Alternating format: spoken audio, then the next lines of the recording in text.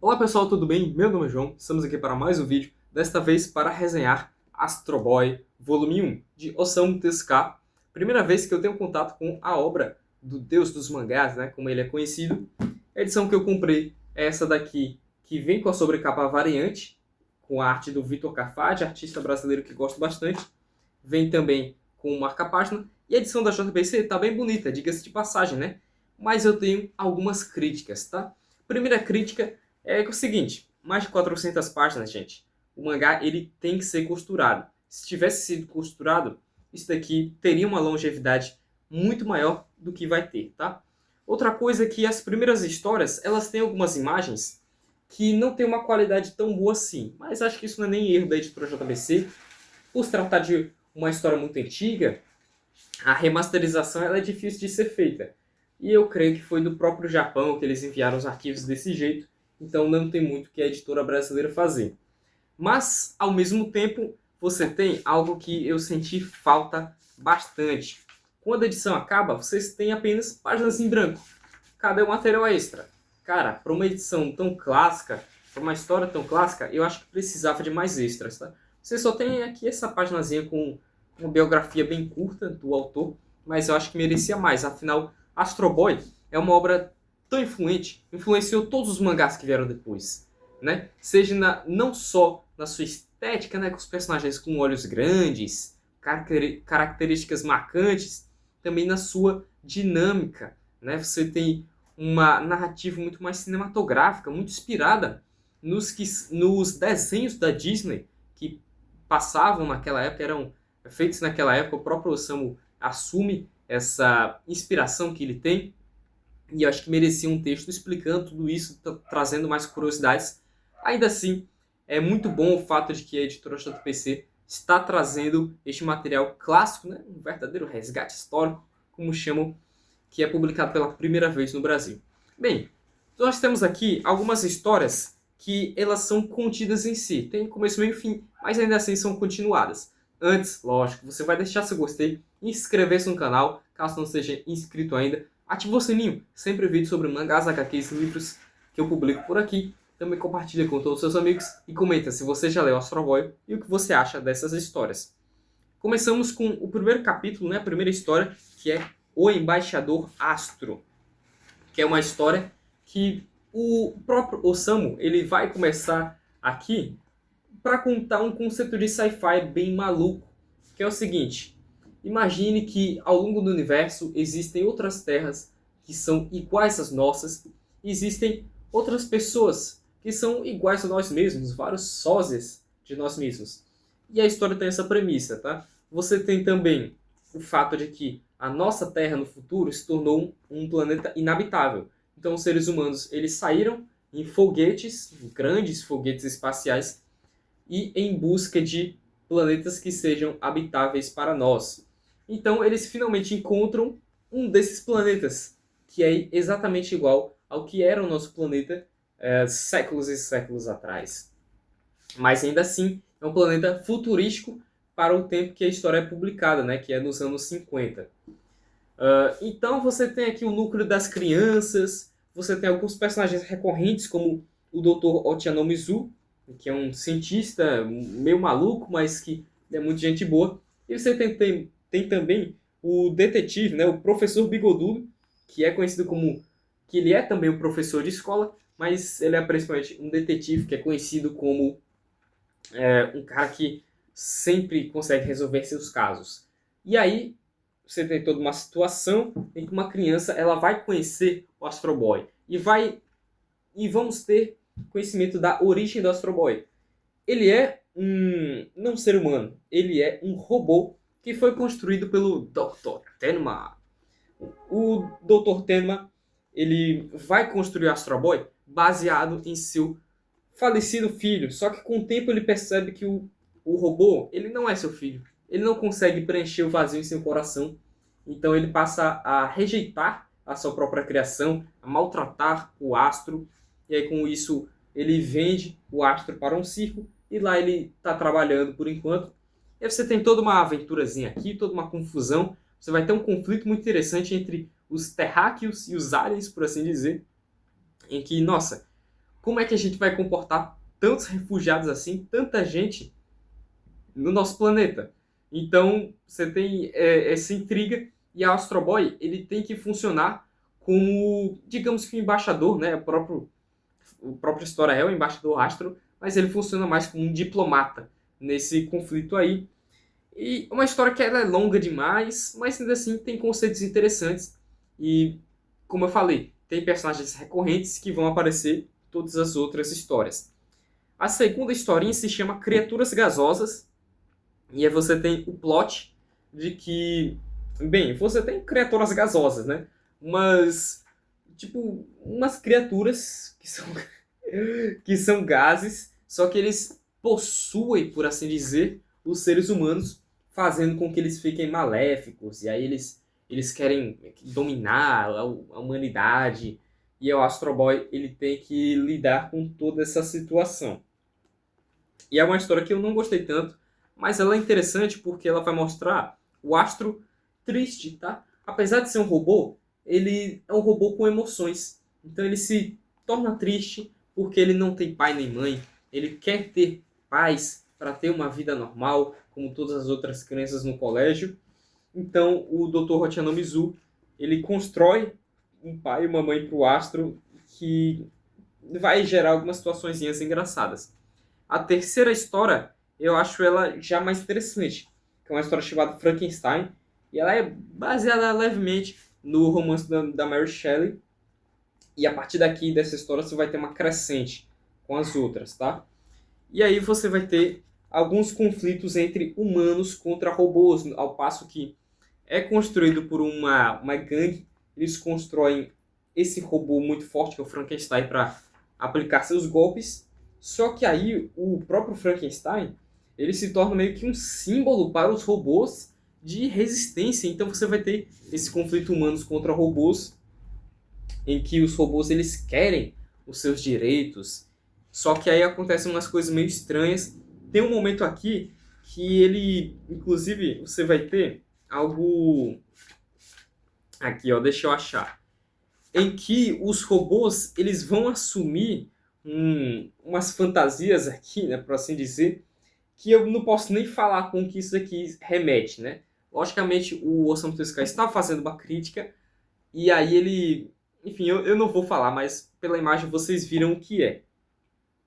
E aí, ok, o Osamu Tezuka, ele não se aprofunda nisso. É mais uma pincelada lá, que ele coloca e fala, olha, eu tô criticando isso daqui, mas como é uma história infantil, eu não vou me aprofundar tanto. Mas mais um elemento visual do que qualquer outra coisa.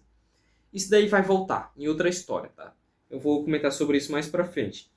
A próxima história é uma história chamada Gato Vermelho, que é uma história que referencia várias vezes um poema clássico da literatura japonesa, da era Meiji, e que é um poema que vai falar sobre a ecologia, basicamente vai falar sobre a natureza e a relação que o homem tem com a natureza, como nós precisamos tanto dessa dádiva natural, né?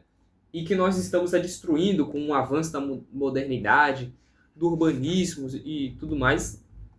E aí com isso você vai ter um homem que ele é muito ligado nessa questão da ecologia, e aí ele quer proteger uma mata, só que aí tem uma construtora que quer construir lá em cima da mata, e ele fala, olha, mesmo que eu morra, se vocês passarem por cima desse lugar aqui, meu espírito vai assombrar vocês e tal. E aí aparentemente o espírito dele foi pro gato dele, e aí tem toda uma história. Enfim, o Astro Boy ele tem que lidar com tudo isso.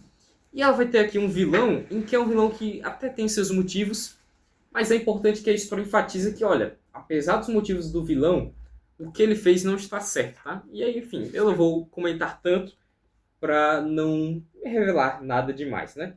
Mas é uma história que tem um final bem poético, né? Já que a história é baseada em um poema, não poderia ser diferente.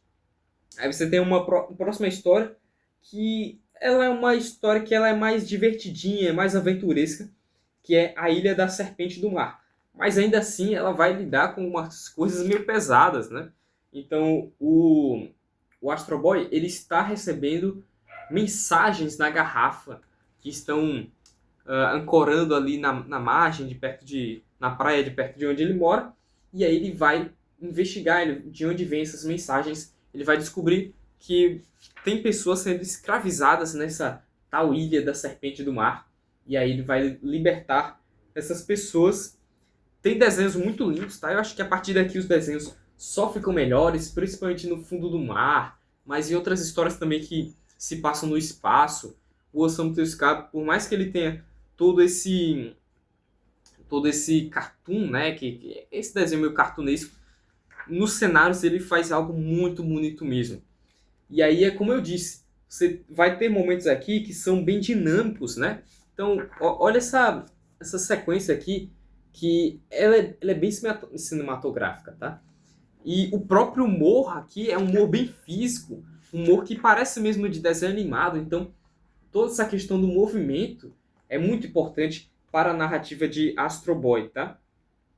E aí você tem a próxima história, que é Missão em Marte, em que você vai ter uma espécie de motim que acontece uma expedição a Marte, e a Astro Boy tem que lidar com isso, só que aparentemente o cara que realizou o motim, ele tinha esses motivos para fazer isso. Ele queria proteger a Terra de uma ameaça. E, bem, o Astro Boy ele vai lidar com tudo isso. E aí, como vocês podem ver, às vezes o Astro Boy lida com monstros, às vezes ele lida com outros robôs, às vezes ele lida com mafiosos, mas muitas vezes ele lida com dilemas morais, né? Então, são histórias que, por mais que elas sejam essencialmente infantis, elas não são bobas, tá? Elas são histórias que elas têm um pouquinho de complexidade, tem um pouquinho para você pensar, e isso eu acho muito interessante, tá? A próxima história se chama Cobalto, e é uma história que tem bastante tensão. O Osamu Tezuka, ele vai utilizar muito da narrativa, do recurso narrativo do tempo. Então, a história passa num tempo em que... Eu vou falar qual é a trama, tá? Basicamente, uma nação jogou uma bomba perto do Japão, e a bomba vai explodir daqui a pouco tempo, e o Astro Boy tem que correr logo para desativar essa bomba. Só que chegando lá, ele descobre que, na verdade, era um engodo, e essa nação, que não é revelado que nação é, mas ela queria estudar a anatomia do Astro Boy e meio que fazer uma pirataria, né? E roubar essa tecnologia. Interessante, tá? Interessante isso daqui. A próxima história é uma história mais curtinha, mas que ela é bem legal, bem fofa, tá? No que é o final dela, que é SOS do Satélite, né? Satélite, que eu ia falar. Aí passamos de uma história bobinha, e aí vamos para uma história que, olha o título dessa história. Firra ZZZ, eu falei, né? Não sei se o YouTube vai... Enfim. Mas, enfim, você tem até um começo bem sombrio nessa história aqui, com um rádio comentando o que está acontecendo e o que vai acontecer. Você tem aqui o presidente dos Estados Unidos da América, e que ele quer formar uma embaixada da Terra, não, é uma federação da Terra, e unir os países. Lembrando que do contexto histórico, né, anos 50, você tinha recentemente a formação da ONU, então estava bem alto esse tópico de você ter os países articulando meios de se comunicarem de forma melhor e evitar conflitos, e é isso que o presidente dos Estados Unidos ele quer. Só que você tem ao mesmo tempo a atuação ao longo do planeta de um cara chamado Firra ZZZ, que se chama de Firra ZZZ. Também, lógico, vai ter essa pincelada aí falando sobre essa ideologia, que vocês já sabem qual é, não posso falar o nome, provavelmente no YouTube, pode cortar, algo assim. E aí, mas não é aprofundado tanto nisso, tá? É mais o nome que é utilizado e tudo mais. E aí, aparentemente, esse tal presidente tem uma ligação com esse vilão que está matando diplomatas e presidentes ao longo do planeta Terra, né? Ao longo das nações.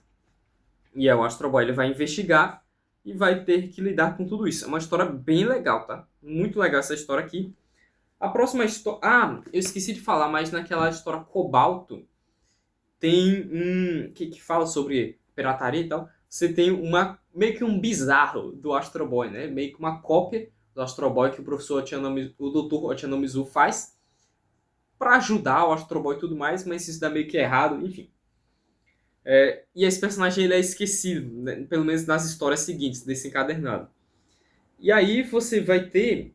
nossa, essa história do Führer ela é muito boa também, porque vai ser para mim o auge daqui, pelo menos dessas histórias, dessa coletânea, do uso de iluminação, do uso de dinamismo, de movimento, nossa, tantos elementos vanguardistas em HQ, né, que para a época, poxa, era muito inovador. Então, páginas duplas ou uma sequência de quadros que ela é um pouco mais diferenciada, que se destaca na página, uso de câmera, tudo mais. É uma história mais pesada, né, que vai lidar com mortes, como eu falei, vai lidar com até suicídio, com crianças morrendo, caramba.